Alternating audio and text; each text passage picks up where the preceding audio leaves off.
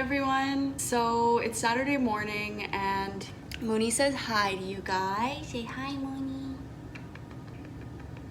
She has been a little bit off with me because I was out all day yesterday. And I don't know if you guys find this with your pets or with your cats in particular, but when I go out all day and then come home, it's almost like she's like, where the hell have you been? Like, you just left me here and I don't know where you went. Like, she ignores me. I feel like cats are animals that are really into their routine. Like, if anything breaks their routine that they're used to, they're kind of thrown off. And it's interesting because I think people are like that too, and I know I'm really like that. Like, I love to have my rituals and routines, and when they are thrown off, I feel like my whole energy is off balance and I need to kind of like recenter myself. So I totally get her. And I honestly wish I could take her with me. Like yesterday when I was out, I was seeing like people with their dogs, or I was seeing like ducks on the lake, and it would always remind me of Mooney, and I would be like, oh my god, I wish Mooney could be here with me. But anyways, I wanted to take you guys on my Saturday morning journey where I just kind of, you know, take it easy, take it slow, paint, and just kind of, rather than forcing myself to do so much like we do during the week, I really just want to be open to receiving and going with the flow today. I felt really called to paint and do art and just enjoy myself with that. So I really like being beside the huge open windows that are here and like having the natural light come in. I just find that a lot more inspiring than being in a office with no windows. So I have to move my kitchen table in front of this window so that I can kind of get the ambiance that I want. And then I think I'm also going to pour myself some tea, light some incense, maybe create a little like temporary altar for my creativity today. And yeah, so I'm gonna do that now and I'll get back to you in a minute. Okay, so I've set up my space and I'll show you what I'm kind of working with right now.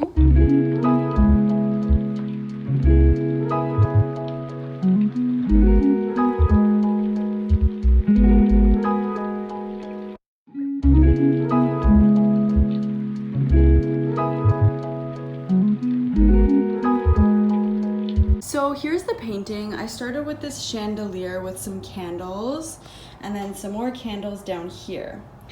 And where I kind of went wrong was with this whole pattern of the flowers. When I first just did the blue pattern of the flowers, I liked it, but then once I brought in the yellow, it just went awry. And then I did some kind of palm tree style plants at the top, which once again looked good at the beginning, but then I started doing these like circular leaves and I didn't love it from there.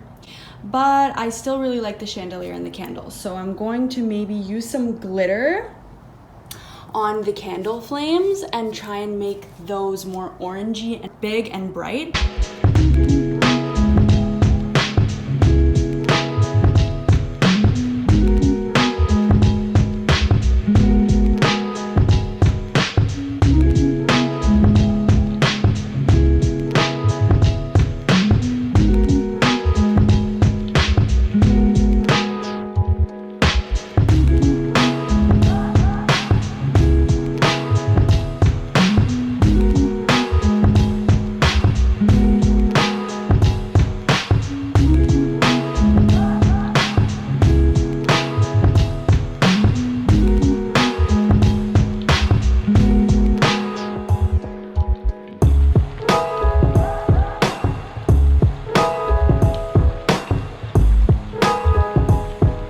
I've just realized that I want to use a lot more of the lime green glitter than I actually have. Sorry, half of this channel is just me kissing Mooney. I don't. I'm sorry, not sorry though.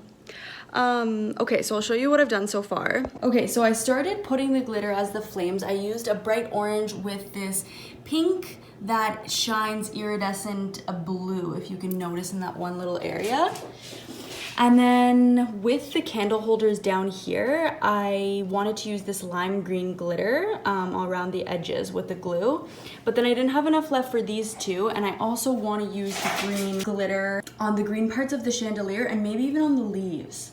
I don't know, I'm really digging that lime green glitter. So I think I'm gonna go to the dollar store, do a quick run, and pick up some more of the lime green glitter.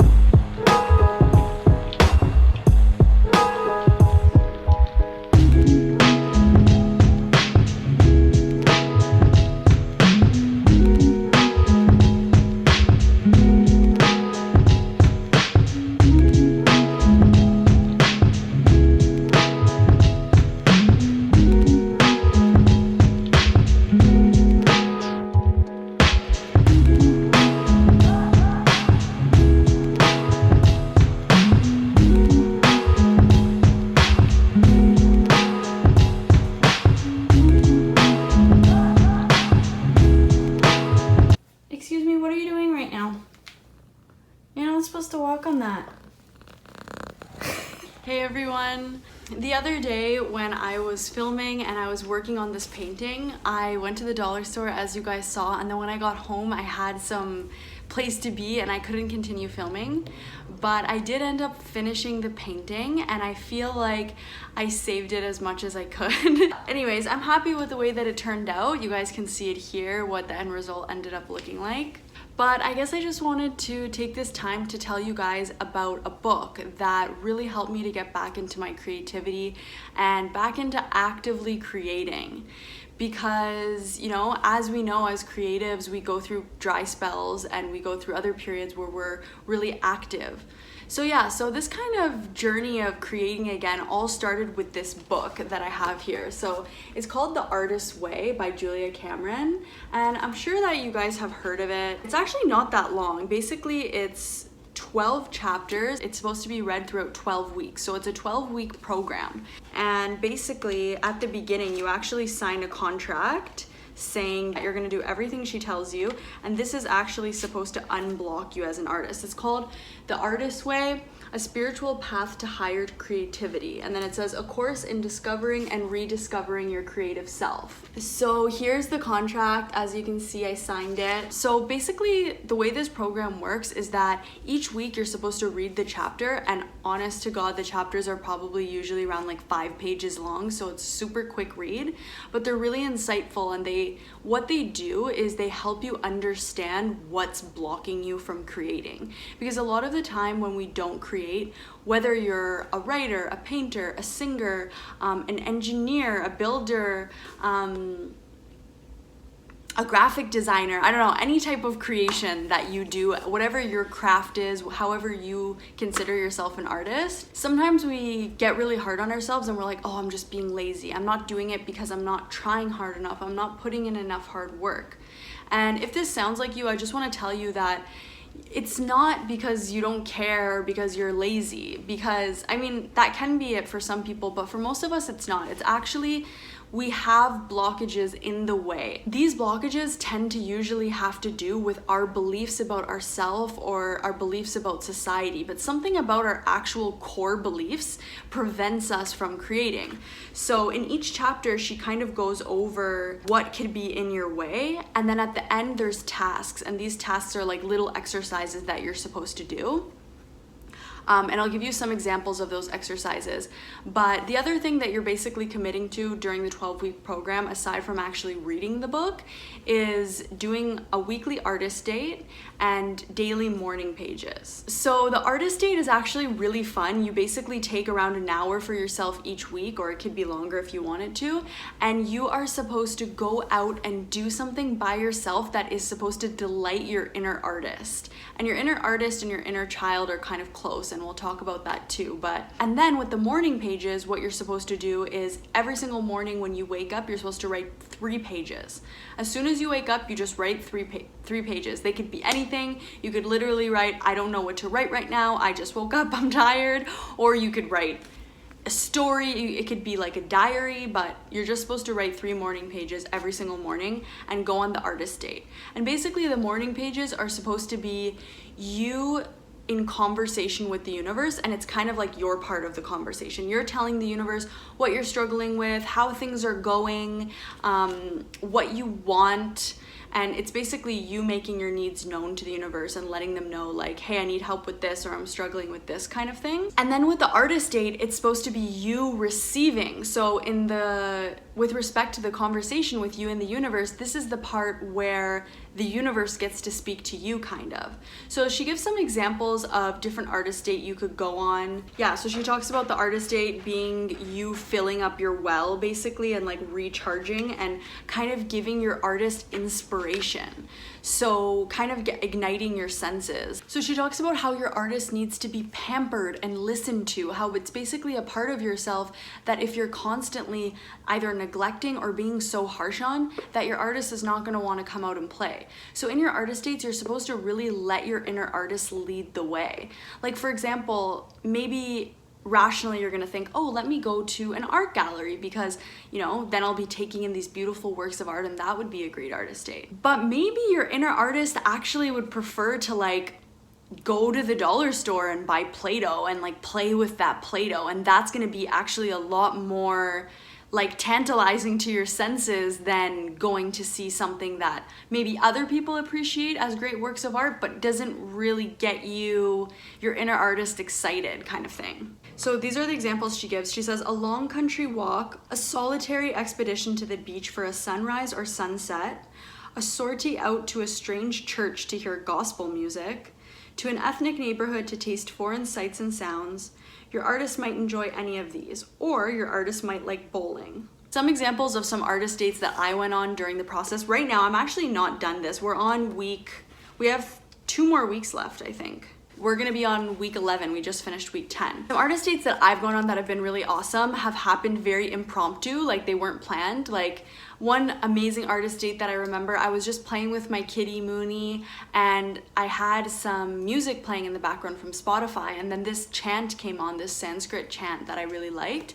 And I started chanting as I was playing with my kitten, and then I started dancing, and I was like just dancing and chanting, and like I got into the zone where I think I ended up dancing for like 2 hours or 3 hours, and it really felt like I was connecting with spirit and connecting with myself. So that was a great artist date. Also, the dollar store has been amazing for artist dates for me because things are obviously more inexpensive, but there's also so much stuff there that like for your adult brain, you might not care about at all, but for your inner child or your inner artist, there's tons of, you know, art stuff that's cheaper than maybe Michael's, or even like, okay, so I taped this painting to the wall, but it just fell, so I'm just gonna leave it there for now. So those have been some of my best artist dates. And then also going for walks, just walking, like she said, a country walk, for me, even just a city walk. And I find that when I kind of follow my synchronicities and my intuition, it brings me to such magical places if I'm really able to turn off my, you know, rational mind that wants to make sense of everything. I want to tell you a little bit about how I actually found this book and got to doing this program, because it happened in a very synchronistic kind of way. So I had heard about this book actually like years ago. It was on my to be read list, but I always kind of had this image of it that it was very like woo-woo, or it was for like artists who weren't actually creating, or who were like B-class artists, which just goes to show you like what a poor attitude I had. And like after reading this book, I realized that I was just a blocked artist, which is why I was thinking that in the first place. But anyways, I had heard about it, but I wasn't planning on reading it or anything. And then I actually ended up having this dream where I was watching a live belly dancing, and I was so inspired by this belly dancer. It was actually at a Greek restaurant, and the owner of the restaurant came up to me in my dream and he was like, do you want to like perform here? Do you want to be one of the belly dancers? And I was like, yeah, I do. It was one of those dreams that just had such a positive vibe to it. And I was like, I really do want to be one of those belly dancers up there. And he's like, okay. So he gives me a phone and then he just kind of leaves it there.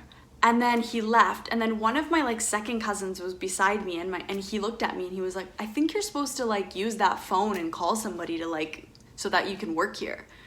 I was like, oh, okay. So I grabbed the phone and I ended up like going to call. And I know in dreams, when you dream about being on the phone, sometimes it means that it's a message from spirit or a message from your subconscious. So anyways, anticlimactic. I don't actually remember what happened on the phone, but I ended up waking up with this very positive vibe of like belly dancing. I don't know, that was the only connection I could make. So I ended up going onto a search engine and looking at belly dancing classes in Toronto, because I was like, hey, I'm creative, I love dancing, I've always been interested in belly dancing, let me look into this. So I ended up finding this studio online, and this was during COVID, so I knew they only had online classes, but I thought I would just introduce myself to the studio owner and say hi and just inquire a bit. But then when I was on their website, I ended up realizing that they had a book club going. So I clicked the link of the book club, and then what are they reading? They're reading The Artist's Way. So I was like, oh my God, this is awesome. This book is about unblocking yourself creatively. This is cool. Like, let me join their book club, because it was also open to the public. Got in touch with the owner, get into the book club, go to the first meeting. So in the Zoom call, like in the first book club meeting, I just found that everyone was being super negative. Like they were like, I don't want to do this and I don't want to do that, and I think what she's saying is stupid, because what she's basically saying a lot of the time is that our creativity is connected to our spirituality, and that when we kind of stop trying to control everything and just let like spirit flow through us. She uses the word God, and I know that like that's a trigger word for some people. I like to use the word spirit, whatever works for you. But when you basically open yourself up as a channel, you kind of get out of your own way and you're able to just let the creativity flow through you. So a lot of people didn't like the fact that she was using the word God, and they were just like, it's not God, it's me. I'm the one doing everything. And this bothers me that she says that like it's not me doing my own creative stuff. And I don't know, I just wasn't vibing with the people. It's just like, nah, this is kind of a negative space. But then I was still like, damn, I still want to read the book, and I feel like if I do the program on my own, I'm not going to be held as accountable because I'll probably get started and then I won't finish. You know how things are. So I was like, why don't I start my own book club and like invite people who I actually, you know, think would be positive and would really benefit from reading this book and enjoy it. I ended up inviting 2 of my friends, and I was like, okay, this is gonna be a small group, it'll just be 3 of us, but like I really love these girls and I know that they're super creative and you know, they would enjoy this process. So I invited them. Then I also told them, like, if you know anybody who you think would enjoy this book or benefit from this, like, you're more than welcome to invite them as well. Like, not thinking much of it. But basically, it kind of ended up being like one person tells the other person who tells the other person. And then we actually ended up having 6 members from like around the world. So we have somebody from, I think, 2 people that are in Paris and France, somebody in Brazil, my friend is in Switzerland, and then me and then my other friend are in the GTA. So we've been meeting every single week for around an hour and a half for a Zoom call, and we just kind of go over like, how is it going with the morning pages, with the artist date, are you actively creating, are you not, how do you feel about it, and then just kind of go over the chapter material a little bit. But it has been such a truly liberating process for me reading this book, and it's really subtle because as you're going through it, you're just like, yeah, okay, I'll do this and I'll do that. But honestly, I have to say, now that we're in like the last 2 weeks of the program, I am creating more than I have in a really long time. Like, obviously you guys see the painting, and like primarily I don't think of myself as a painter. It's just something once in a while that I like to do just for fun, you know?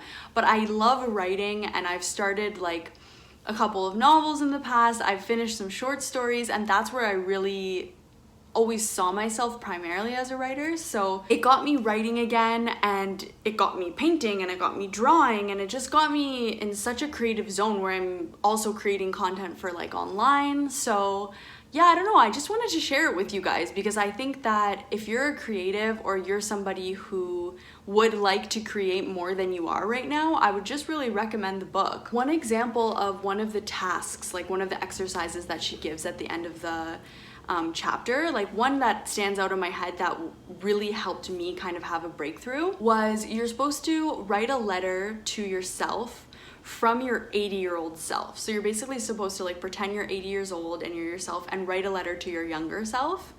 And then you're also supposed to do the same thing from your 8-year-old self. So you're supposed to go back into your 8-year-old self and then write a letter to your current self. I did this exercise truly not thinking much would come of it, but actually so much came of it because I realized that my 80-year-old self was so at peace, so, I don't know, she was just in such a good place, and it just gave me so much like confidence and peace of mind because I really felt like I was channeling my future self. So that was just a really cool experience, and then the letter that she wrote me was really reassuring.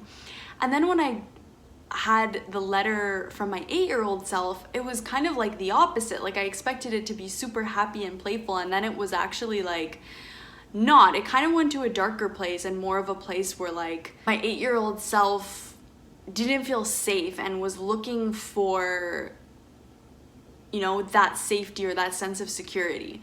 So that was kind of intense to read, and it helped me to go into my past a little bit and realize that there was a part of me that was kind of, you know, being neglected, and that I wasn't really treating my inner artist or my inner child in a way that was helping them to feel seen and heard.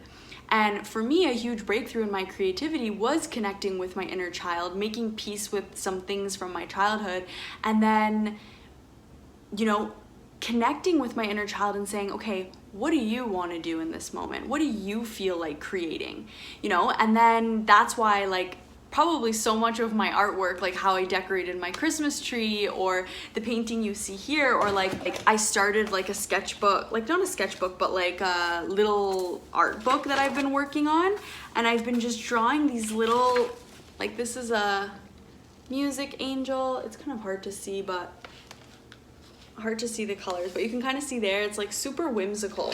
Or like this, everybody loves a good rainbow. Like this one that I was working on yesterday, which was fun. Oh my god, it's so hard to see. There's a cute little peacock here I want you to see though. Yeah, so anyways, and then I've been buying like all of these children's stuff from the dollar store, like Trolls, Enchantimals, Shimmer and Shine. And then I got this other sketchbook because I'm gonna start an art journal, which I'm gonna make a video about soon as well. But anyways, it tapped into my whole inner child, and I think it was really important. I think it's important for everyone to make peace with their inner child and really give them what they're looking for, because I think that regardless of what type of art you do, connecting with that childlike wonder is really important for accessing your creativity. But for me, I felt like even more so, because I honestly do feel like the type of writing that I do is usually young adult, or I was working on a children's book, and the type of artwork that I like is very colorful. So I don't know, I feel like the art that I end up putting into the world is very childlike. So yeah, anyways, all of this to just say that this program has been super helpful, and I can honestly say that I am writing, I am painting, I'm drawing, I'm creating videos, I'm vlogging, like I am in a very creative phase of my life, and I really have to say that this book played a huge factor in that. And so much of it is because she actually makes you do the morning pages, which we just got to a place in the book where we're supposed to read back our morning pages, and like you just gain so much insight. It's almost like journaling, but because you do it right in the morning, you're a bit more like unencumbered, you're a bit less guarded than you would be at the end of the day. And then also, like for me, I would write about my dreams, because oftentimes right when I woke up, I would wake up from a dream, and then I would notice, like looking back, how my dreams were actually giving me messages and were like important. And it's also really cool because when I looked back at my morning pages from this journey of like this last couple of months, I would see that every time I had a problem, there was a solution like soon after. So yeah, I don't know, it was just a really insightful process. It was also really fun connecting with people who I didn't even know from around the world who I did this program with, which was really cool. I want to give you guys some more examples of the exercises that she makes you do. She basically breaks down all of your beliefs about artists and about art and about yourself, and breaks down all of your ego and all of the belief systems you've adopted over your lifetime, and then helps you to actually tune into what the reality is, or what the healthy reality is around creating and around art.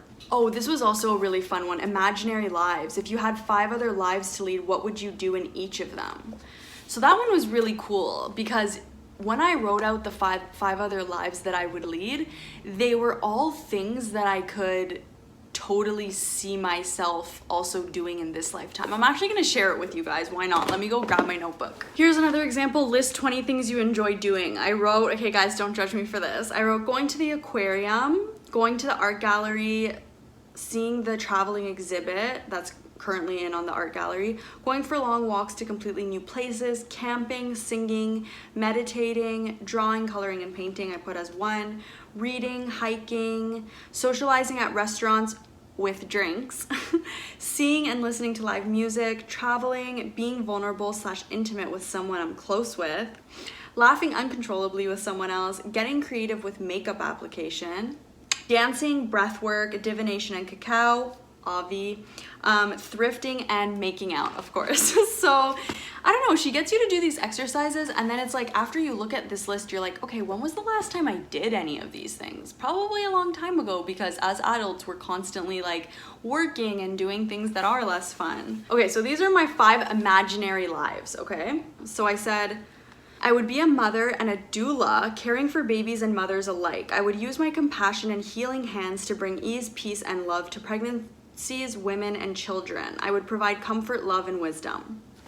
So random, like so random, but this is the thing. With these exercises, they're free association, so you're not supposed to think about them. You're literally supposed to write the first thing that comes to your head. Like, you're not supposed to hold yourself back. You're really just supposed to go there, you know, and just pull out what is there. So that is what came out, and then after you read it, you're like, oh wow, really, a doula? Cool. Another one was, I would be a painter using thick, colorful paints on canvas. I would use different tools to apply the paints, brushes, rollers, cake lifters, hands, feet, etc. My studio would be all windows, and I would feel very in touch with nature. It would inspire my paintings, and when I paint, I would enter into a deep creative zone where I became one with my art. I would lose track of space and time, and I would not stop until almost complete. So that's actually super cool, because although I'm not a painter, I'm like far from it, as you can see from my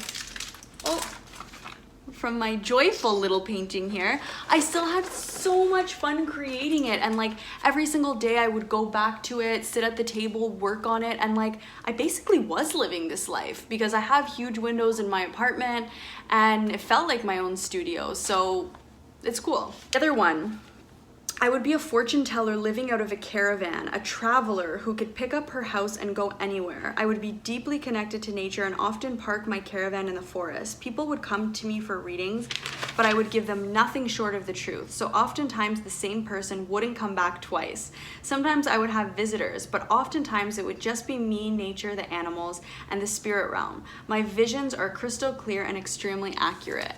So once again, if you watch my YouTube, you know I do tarot readings. So once again, not that far off from my real life, but also cool, like more fantasy-ish.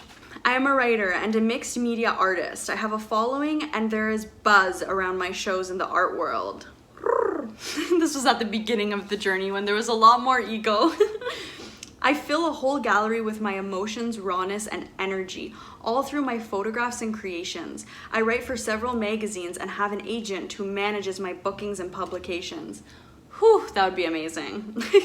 She finds me ample opportunities to showcase my work and have it read and seen by millions of people. I live in New York City and I am surrounded by so much rich culture and inspiration. Okay guys, this is like your dreams. You're putting down imaginary lives here. So if you don't go for it, like, are you really living? So the last and final one, I am a mystic in an ashram completely devoted to the creator of the universe. My life is a moving prayer, each step, caress, gesture, and word spoken with deep and limitless reverence for peace and enlightenment. I feel so filled up with love that sometimes I dance in ecstasy for the creator, for our unity. My life is a creation for infusing peace and beauty into this universe. I am devoted to love and compassion for all living beings. A smile often graces my lips, for I have created faith and trust in the benevolent forces of this universe. Amen! Anyways, so there are some examples of the different exercises that she gives you. I really wanted to share my experience, and I wanted to encourage you to, you know, read this book and maybe even start your own book club and do your own Zoom sessions, because as we know, it's COVID right now and there's a lot of lockdowns going back into like serious restrictions. And even if you're watching this at a time where we're out of COVID, thank God, I hope you are, then either way, it's really great to build a community of other people who are also trying to unblock themselves creatively and who want to be actively working on their art, and to just share in that experience and, you know, have the accountability of like, okay, I'm gonna check in with these people. They're not gonna judge me because they're also on this journey. They're also not creating but want to be, so it's a safe space. And then on top of it, I'm gonna unblock myself creatively. Like, what more could you want? And like I said, from my experience, I can honestly say I am so unblocked. Like before, when I would think about writing or even drawing or just anything, I would be like, there would be a million barriers between me and that creation. I would be like, well, it's not gonna be good enough, and how will it compare against the best writer in the world, and you know, I probably don't have enough time, and like, you know, there was just so many worries that it's like, oh, forget it, I'm not even gonna do it. Like, with all of that worry and stress, it's like I don't even want to. Whereas now it's like, oh, I have an idea, let me grab my like pencil crayons and start sketching, or let me start writing about this. And it's just like there's no resistance. I can just do it and trust it and feel it and know that, you know, you have to create a lot of shit before you create something good, and like that's okay, and it's still fun, it's still enjoyable. There were so many times creating this painting that I was just like, fuck, this is so shit, but I had so much fun and I enjoyed it. I hope you enjoyed this video, and let me know down below in the comments if you're planning to read the book or if you've read it and what you think. Definitely reach out and keep in touch and let me know if you start your own book club. And I wish everybody happy creating. I want to film more vlogs of like me working on my art journal. Like I said, I got this kind of like sketchbook, and I'm planning on creating like an art journal out of it. So I want to document that process and show you guys more. And I'm really excited about that. So let me know if that's something you'd want to see, and I'll see you guys all soon. Bye!